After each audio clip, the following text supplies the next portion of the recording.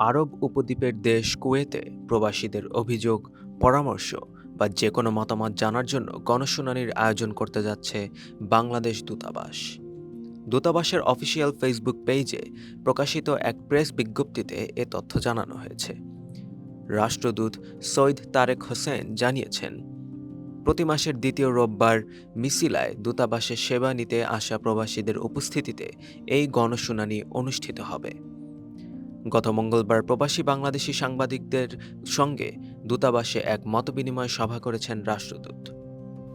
৫ আগস্টের পর অন্তর্বর্তীকালীন সরকার গঠনের পর থেকে প্রবাসী বাংলাদেশিদের বৈধ পথে রেমিটেন্স পাঠানোর বিষয়ে উদ্বুদ্ধ করতে কাজ করে যাচ্ছে দূতাবাস। এছাড়াও কুয়েতের সঙ্গে বাংলাদেশের ব্যবসা বাণিজ্য বৃদ্ধির পরিকল্পনা রয়েছে। সভায় আরও উপস্থিত ছিলেন দূতাবাসের কাউন্সিলর ও দূতালয় প্রধান মোহাম্মদ মনিরুজ্জামান। সাংবাদিকদের মধ্যে মঈনুদ্দিন সরকার সুমন, জুবেদ, আল আমিন রানা, সাদেক রিপন, মোহাম্মদ হেফজু মিয়া ও মহসিন পারভেজ প্রমুখ।